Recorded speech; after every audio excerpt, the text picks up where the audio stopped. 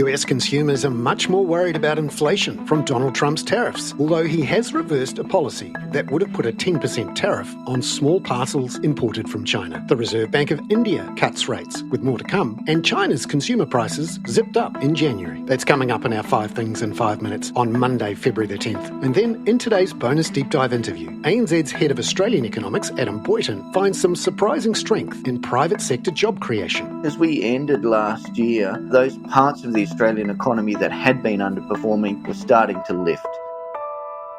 But first, in 5 and 5 with ANZ, Donald Trump's presidency is already starting to affect the confidence of US consumers and their views about inflation. The University of Michigan measure, taken on February the 4th, after Trump announced 25% tariffs on imports from Canada and Mexico, fell to a 16-month low. And 1 year ahead inflation expectations spiked up by a full percentage point to 4.3% from 3.3% the month before. ANZ Group Chief Economist Richard Yetzinger says that full point move in a month was notable. That's only the 5th time in 14 years we've seen a move that big, and all the other occasions have almost always been because of a leap in oil prices. Seems like consumers are not that silly. They know that tariffs, because they restrict supply, they also raise prices. I just think we should be alert for those sorts of signals, because they're the sorts of signals that will cause the White House to step back. Markets fell broadly on Friday after a mixed US jobs report and news of the slump in consumer confidence. The S&P 500 fell 0.95% and the Nasdaq was down 1.3% at the close, while the US 10-year yield rose 4.7 basis points to 4.485%. Investors were also nervous after Donald Trump said on Friday he would announce a new round of reciprocal tariffs on other countries this week. As of 4 a.m. Sydney-Melbourne time, the US dollar index was up 0.35%, the Aussie dollar was flat at 62.71 US cents, and the Kiwi was flat at 56.60 US cents.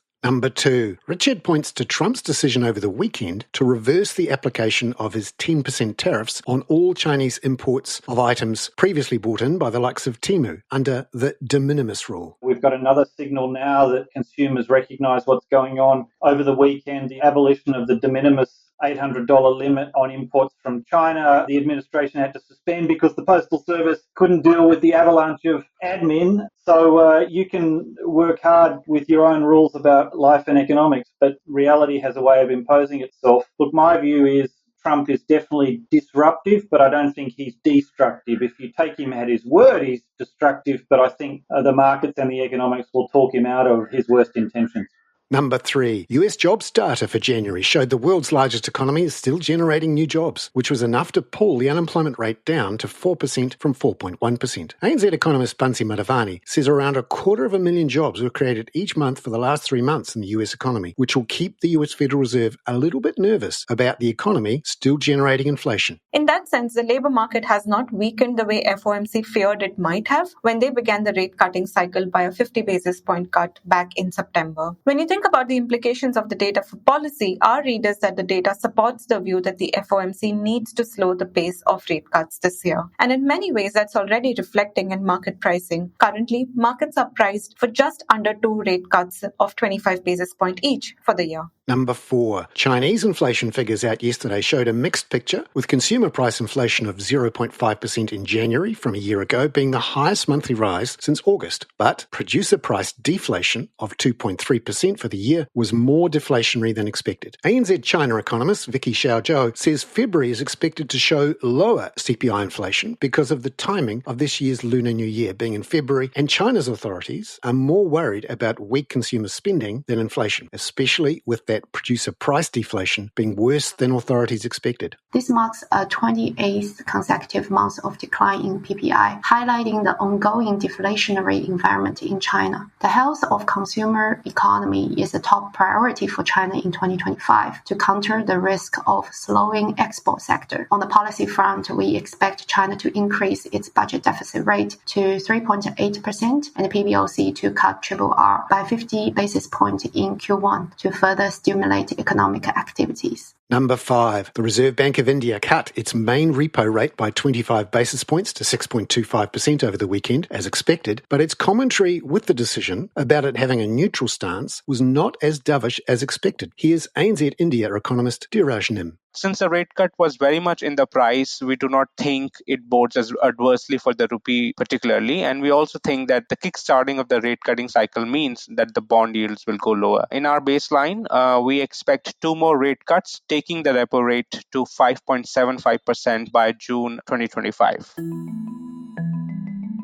Dhiraj Nim there. Now, in today's deep dive interview, ANZ's Head of Australian Economics, Adam Boyton, has analysed the makeup of jobs growth over 2024 and found a surprisingly strong trend towards private sector job creation late in the year. Over the second half of 2024, it looks like we got quite a bit of a pickup in parts of the economy that had previously been a bit softer, but also parts of the economy where we're starting to see a recovery in consumer demand. And so if I go through, say, the top 5 industries by jobs growth over 2024, top of the list is accommodation and food services. Second is education and training, so that government-related employment isn't going away. Third is rental, hiring and real estate services. And fourth, and this is one that might surprise people, is retail trade. Over 2024, retail trade created over 50,000 jobs. Now, that might sound odd given the sort of negative anecdotes that have come out of the retail sector, but what we also see in the data in Australia is retail volumes or consumer spending really picking up in the second half of 2024. So the fact that those two things can be observed in completely different bits of Bureau of Statistics data gives me some confidence that what I'm looking at here is genuine signal and not noise, that the consumer sector's picking up. We're seeing that reflected in parts of the labour market where you would expect to see it if the consumer's picking up. And that just gives me a sense that, look, as we ended last year, those parts of the Australian economy that had been underperforming were starting to lift. And I think that's really important for what it sets up for the economy in 2025. Yeah, because, earlier in the year, people were hoping or expecting that interest rate cuts would be the trigger for this sort of improvement in the economy. But there seems to have been an improvement, recovery in confidence, people pulling their wallets out as we got closer to the end of the year anyway. That's true. Now, I don't want to overstate this, of course. Consumer sentiment or consumer confidence is still quite soft, but it's definitely improving. And retail trade particularly improved, or consumer spending particularly lifted over the second half of last year. I think the catalyst for that was probably two things. The first, of course, was that tax cut that we got on the 1st of July 2024. It seems a long time ago now, so perhaps people have forgotten that, but I think it's sort of definitely still flowing through the economy. And the second thing is lower inflation. So less of our purchasing power is being eroded away by inflation. Inflation really is an insidious tax on everyone. And the fact that inflation has come down with a particularly good inflation result in the fourth quarter of last year means that consumers have got more money left in their pockets after paying, if you will, that inflation tax. So the tax cut on the 1st of July plus lower inflation, I think, have helped household incomes. And then we are highly likely to get an interest rate reduction when the Reserve Bank Board meets on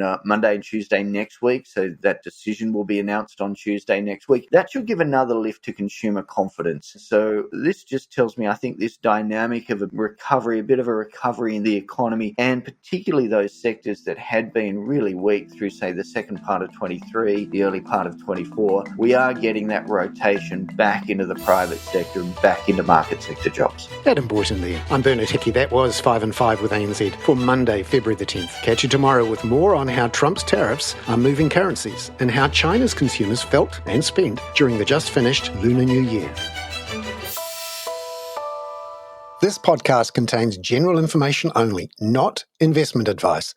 You should obtain advice for your personal circumstances before making any investment decisions. Please view the podcast disclaimer available via your media player or email.